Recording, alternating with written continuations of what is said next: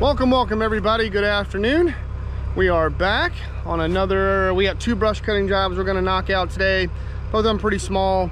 I was actually gonna do a bigger lot today, about 5 acres, but one of my regulars ended up calling me this morning, so I had to go pick up a load of dirt for him. So that shaved off about 2.5 hours of my day today. So we're gonna do 2 smaller lots, knock them out really quick. And today's the first day with the quick attach Mega Mower X, and we're gonna see what this thing can do. It's gonna be our first run, and so let's see what we got.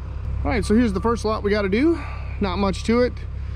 This lot's a little bit infamous for me because I got stung by bees on this lot about a year or so ago. I was walking back there to set the camera up, and I think they were bald-faced hornet or something got a hold of me and chased me back to the skid steer, stung me twice. I may have said a few bad words, but yeah, that was fun. But yeah, this just needs its fall mowing. It's not too bad. We just need to knock this stuff down and we'll be good to go. And then I've got the hedge trimmer. We'll just kind of clean up the ditch a little bit, nothing crazy. So if you guys didn't see the last video, please go check it out. We'll go over all the cool stuff with this thing. But this is the quick attach Mega Mower X, and it's a 72-inch brush cutter. And I'm not going to go over everything again, but I will say one thing. This is a prototype. This was one of the older prototypes that they sent me, but the only real difference I could see in this one, other than the new ones that they've changed, is this rib, this reinforcement rib, actually it connects with this, so it's all one piece. That actually I think comes like right up here. So this is actually over here, and it's all one piece that reinforces this push bar in the front. But other than that, there's not really much difference that I can tell. I did have to reroute this case drain line because it was a little short, so I don't think that's going to be a big deal. We're not doing anything super heavy today, so let's fire this thing up and get to going. I'm going to set the high flow on the machine at 30 gallons a minute. It doesn't need that anything major in here. The cutter will do up to 41 gallons a minute, but that's what the motor will do. But we don't, for this little bit, we don't need that. So I'm gonna set it at 30. That'll be more than enough, and we'll knock this down. So let's get started.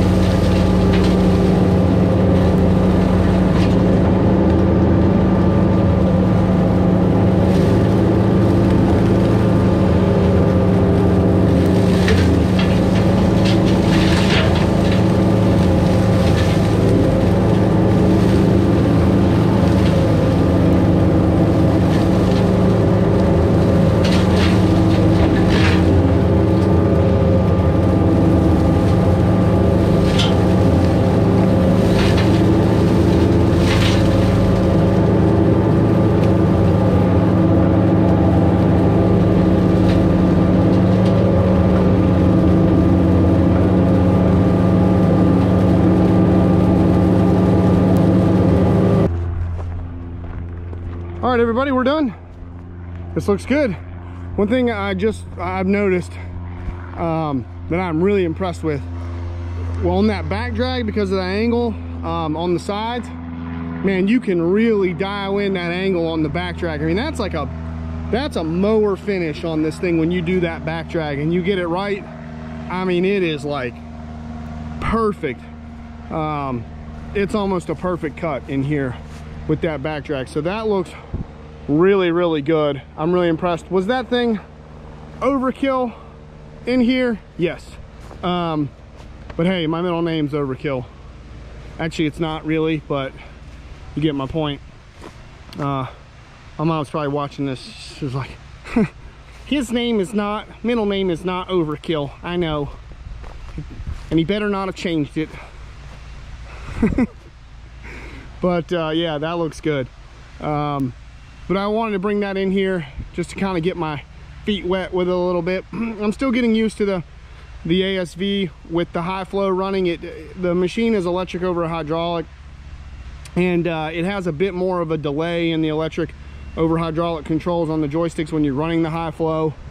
So still kind of getting used to that, but yeah, all this looks good. Very impressed so far. We're gonna go to the 1 acre nightmare lot and start mowing over there. So I just got the machine back on the truck. I got the ditch knocked down with the hedge trimmer, so let's get out of here. All right, so this is the second lot we're gonna knock out today. This is the old 1 acre nightmare lot. If you guys have not seen that video, it's a two-part video I did about 2 years ago. Go check it out. It's a hell of a two-part series on this lot here. It was so overgrown in here. Me and the MTL came in here and did damage. It was awesome. So we got that cleared up, and I've been maintaining this ever since. I used to maintain this whole thing. It looks like one lot, but it's actually two. There's a property line that runs through the middle of it. I used to maintain all of this for the two separate owners. The guy in the front, he sold his acre up there. This is just under 2 acres right here together. I think it's like 1.8 acres or something like that. Both of these lots are like 0.89 of an acre. So he sold his lot up there. I don't know who the new owners are. No one's contacted me about keeping that up there. If it keeps going, it's probably going to go into violation. That might be something we end up doing next year. But this back half is what we're going to do today. And I'm hoping to come do the rest of this tomorrow. All of this front that we've been doing for a while. And then that's the no man's land lot over there that we just mulched out a few months ago. I'm going to remow that as well. The owner wants me to go ahead and knock down a little bit of growth that sprung back up over there since we mulched it. We're going to do that, but I think I'm going to keep the machine at 30 gallons a minute through here. Most of the stuff, just this kind of outside, has got some growth, but once you get into that shade where those trees are and kind of in that middle, it's not really super thick. It's not much. And I've got some roads here, and this guy's got his truck parked here. I don't want to take the chance of it, the brush cutter grabbing a piece of deadfall out of these trees. I've already picked up one piece over here and chucking it, so I think 30 will keep us good. And then when we get over in here into this stuff over in here is thick. We'll kick her up a little higher, maybe tomorrow, maybe not tomorrow. I don't know, it may rain, so we'll see what happens. But let's go ahead and get started.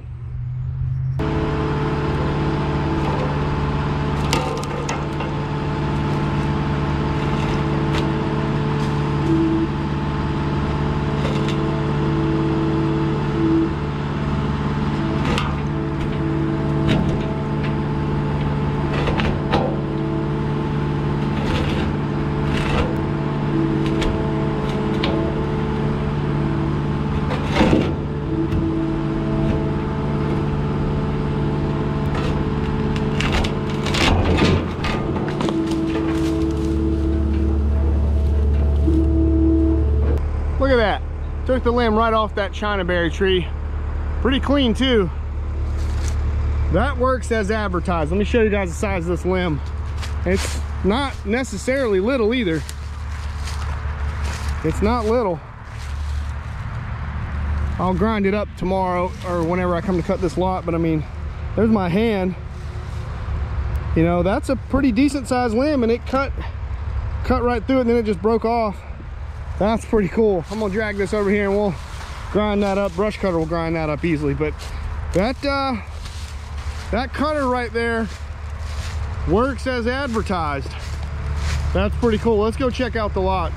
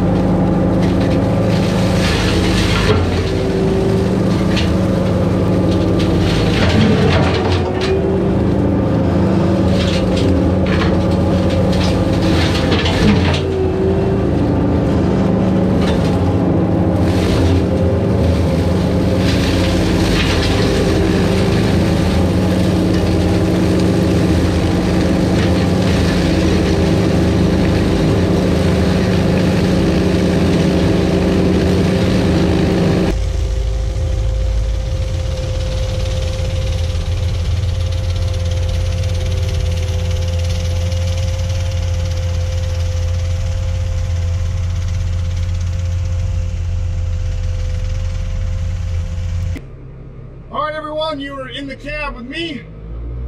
Oh, crank it up.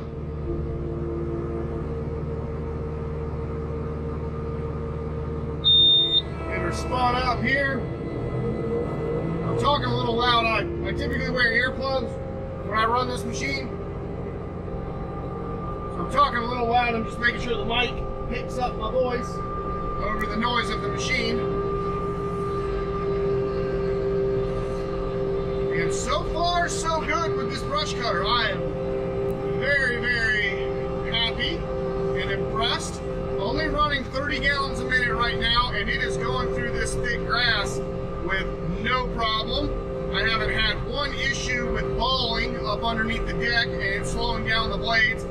Those open sides, so the blades are turning clockwise, and so that grass is coming out that backside hole perfectly, just like it's designed to do. Nothing's getting caught up in there. Now, I'm not saying that wouldn't happen if you were mowing, you know, even taller grass, but so far in this material, I'm having no issues. And I have had issues with that before with the MTL in grass of this size.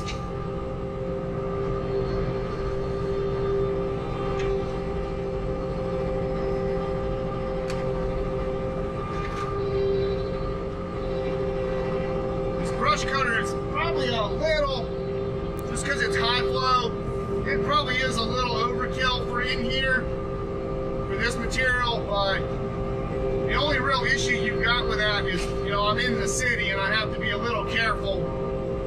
Luckily there's not too much around here. I think that guy with the truck, I talked to him, I was like, I think you're fine over there.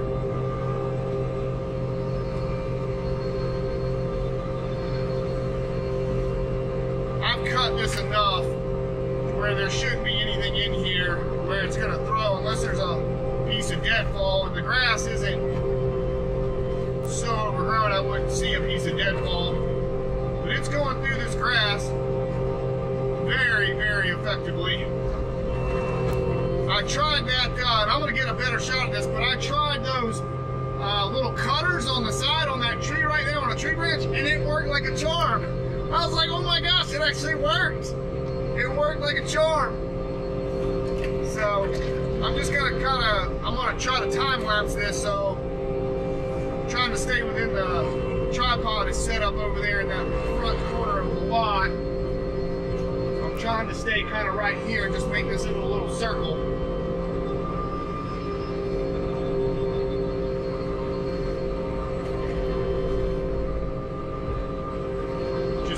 Not quite the most efficient way to do it, but it's not going to be the end of the world.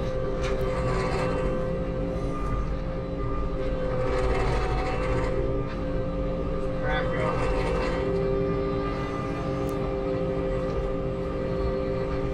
Work around this tree right here.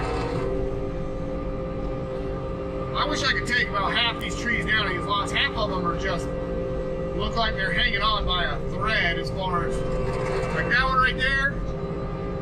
I mean, that tree right there is not going to make it. You guys really can't see it that well because you're facing down at the deck, but that tree's not in the best of shape.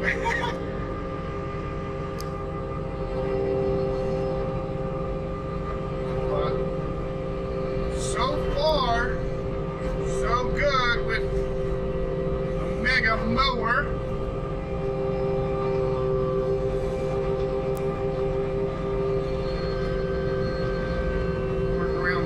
Right here. Watch my hydraulic lines.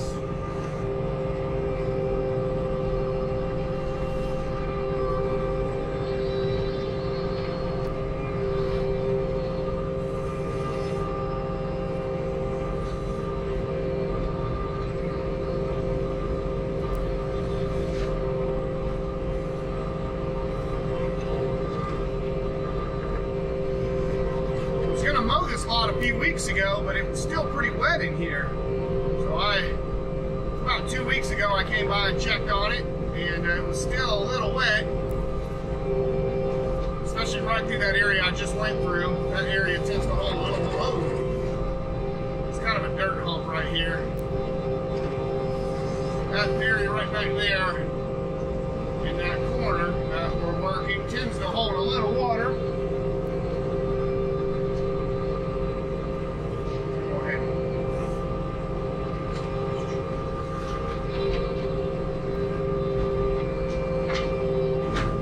That's the biggest time killer in these lots. It's not the grass. It's not mowing everything down. It's working around all these doggone trees. It's the big time killer in these lots when you mow them. That's why it's so hard. I don't like bush hogging, you know, or mowing these with a tractor and a bush hog, because a tractor with a bush hog, it's really long and it's not zero turn, so it's really hard to get something that big and, you know, work it in between all these trees. Or this skid steer is zero turn and you can literally turn it around on the spot. Now if you're mowing a wide open field, you know, tractor, bush hog's fine. You know, you can run those big bat wings or whatever, you know, real wide mowers on if you got a tractor big enough for that, but I don't do enough mowing to justify going to buy a 100 horsepower tractor or whatever, 80 horsepower tractor with a bat wing on the side or the back. I don't do enough mowing to justify that kind of purchase. And because we've got so much farming around here, you know, most of the farmers already have that equipment and they're doing that themselves, so there's not a big market for it. The only real market for it is if you can get a, you know, contract with the state to mow the highways. But you got to have, you know, 3, 4, 5 of those kinds of tractors to be able to do that.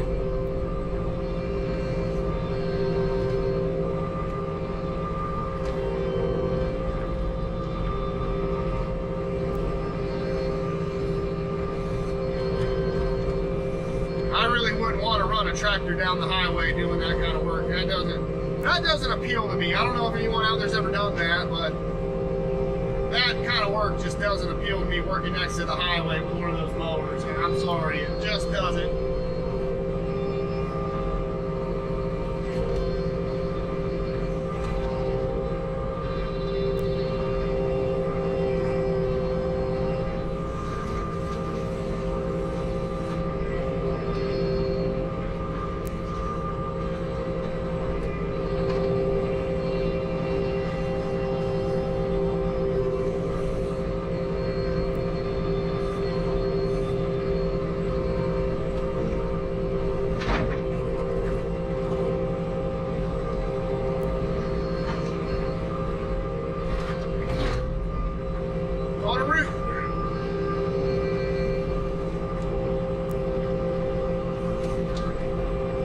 That's the other thing about working around these big trees, man. You catch those tree roots, and it's like, they're not fun to drive over, they're not fun to mow around, they just kind of mess everything up.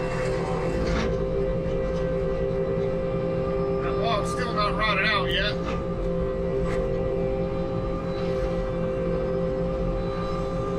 I haven't done anything with it because the owner's not going to pay me to do anything with it, because they don't care about a log laying there, so I haven't done anything with it. They just need this mowed. The city does not require me to pick up deadfall to keep these lots in compliance. So if a tree falls or a log lays down, it's not, they don't care. The lots just have to be mowed and make sure there's no dumping. As far as any trash, all they care about. So that's mostly all the owners care about. Just keeping them mowed. I don't have to clean up around the trees. Now if they're for sale and I'm trying to beautify them, you know, it might be a little different. They want to pay a little extra for beautification if the lots are for sale. You know, they're trying to make them look really nice and attractive. That's one thing, but this lot, not for sale. I don't know what the owner's going to do with it, but he's like, just mow it, keep the city off my butt. That's all we do. So like that stuff around those trees, I don't have to mess with that. City doesn't require it, owner doesn't care about it. So I don't do it.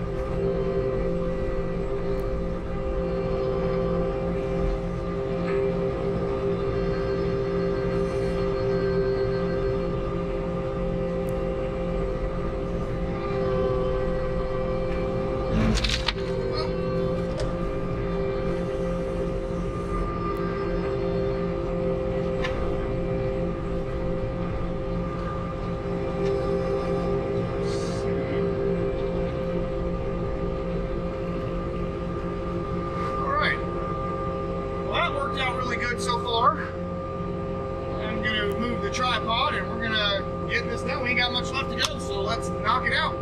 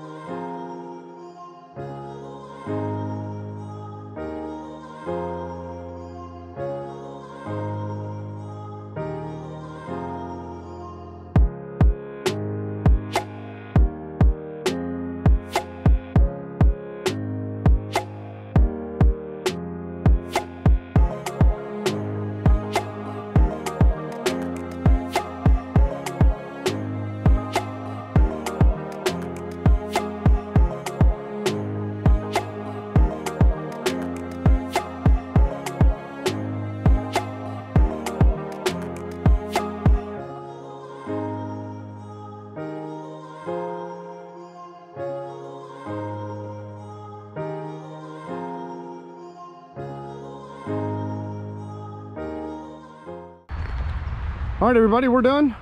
That didn't take too long. Mower went right through that, no problem. I just got the ASV all cleaned up, got it so we can get down the road. Blew it off, blew it out. After all this mowing is done, I'm gonna definitely need to crack it open. You know, lift the cab, drop the pans, blow everything out. I may pressure wash it too, we'll see. But yeah, all that looks good. I did this little part right here kind of forward and back because I wanted to show you guys some of the action with the back drag. Dude, that back drag on that thing is a game changer. It is butter smooth. I really got to use it right through here. I mean, these are clumps. This is all clumped through here. But you can see where I went through there and back drug that. I mean, that's like a mower finish through there almost. I mean, that's really, that's a lot lower than what you would get with a bush hog. And it really just makes, you get your money's worth when you do that. When you back drag and you can clean that up. And even going forward isn't too bad either. But I kind of wanted to see how that was. And that front angle where it's angled up halfway up the mower really just lets that thing just slide and glide across the ground when you back drag. And it really does a good job. Had no issues with balling, with the grass balling up underneath the cutter. All that stuff came right out the back and is all just, you know, the grass stander through here. I mean, it just left a really nice finish. We got all this mowed down, so it looks good. We'll see if we come back tomorrow for this over here. I mean, you can see it's pretty overcast. I think we're having some rain come in. It's about a 40% chance of rain tomorrow. I don't know if that's just going to be a drizzle or if it's going to rain. I don't know. So we'll see.